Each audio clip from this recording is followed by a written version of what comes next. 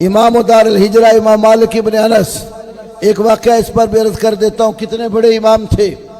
الجرح والتعدیل کے مقدمہ میں بھی ہے، سیر میں امام ذہبی نے بھی لکھا ہے، امام ابن الوردی کی تاریخ میں بھی ہے، انور شاہ کشمیری نے اپنی جو ترمذی شریف کے اوپر ان کی تقریر ہے العرف الشذی، اس کے اندر بھی ذکر کیا ہے اور اس کی سند بالکل صحیح ہے۔ ابن ابی حاتم رازی نے مناقب شافی میں، امام بہقی نے مناقب شافی و آدابہ میں بھی یہ واقعہ ذکر کیا۔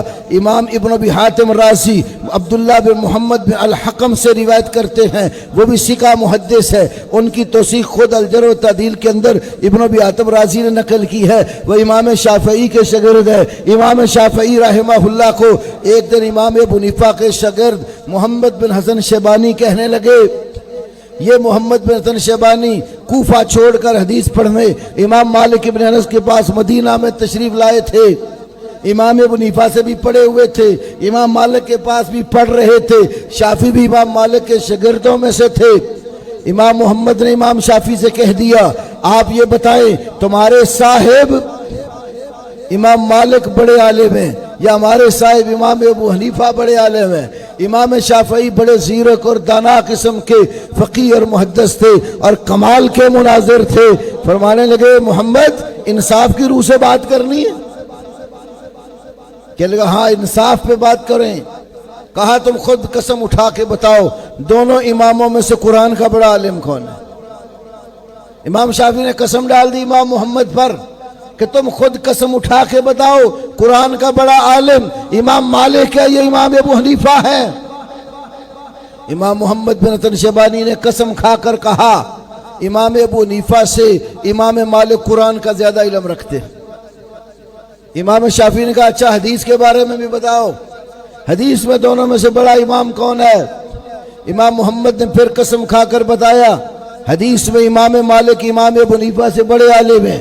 امام شافعی نے کہا، اچھا یہ بتاؤ صحابہ کے اثار اور اقوال میں بڑا عالم کون ہے؟ امام محمد نے تیسری بار بھی قسم کھا کر کہا، صحابہ کے اقوال اور ارشادات کا امام مالک امام ابو حنیفہ سے بڑا عالم ہے۔ شافعی بول پڑے، فرمانے لگے، فلم یبقى الا القیاس، محمد پیچھے قیاس کے سوا تو کوئی چیز باقی نہیں ہے، قیاس ہی رہ گیا نا، قرآن بھی، سنت و حدیث بھی، صحابہ کے اثار بھی۔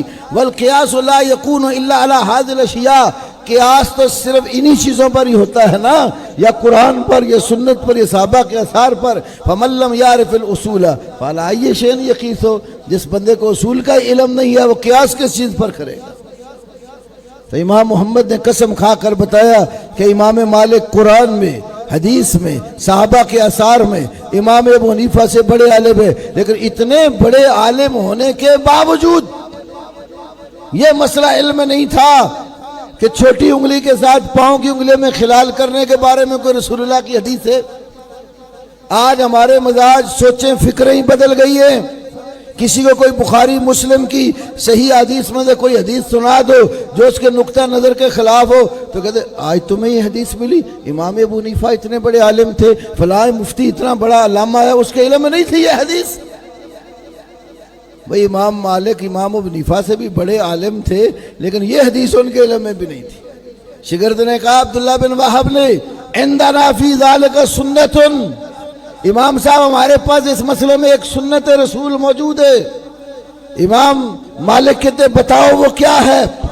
وہ کہنے لگے، ہمیں حدیث جو ہے امام لیث بن سعد مصری نے اور عبداللہ ابن لہیہ نے، عمر بن حریث جیسے لوگوں نے بیان کی ہے، حدیث کی سند ذکر کی کہ مستورد بن شداد رضی اللہ تعالی عنہ صحابی رسول کہتے ہیں، میں نے اللہ کے نبی صلی اللہ علیہ وسلم کو خود دیکھا، آپ نے جب وضو کیا چھوٹی انگلی کے ساتھ اپنے پاؤں کی انگلیوں کو ملتے اور خلال کرتے تھے۔ امام مالک نے جب وہ سند سنی، شاگرد کی زبان سے حدیث کا سماع کیا، بول پڑے، ان ھذا الحدیث حسن، یہ حدیث تو حسن ہے، درست ہے، صحیح ہے، واللہ ما سمعت ھذا قط الا الساعہ، مجھے اللہ کی قسم ہے اس وقت تک میں نے یہ رسول پاک کی حدیث پہلے نہیں سنی تھی۔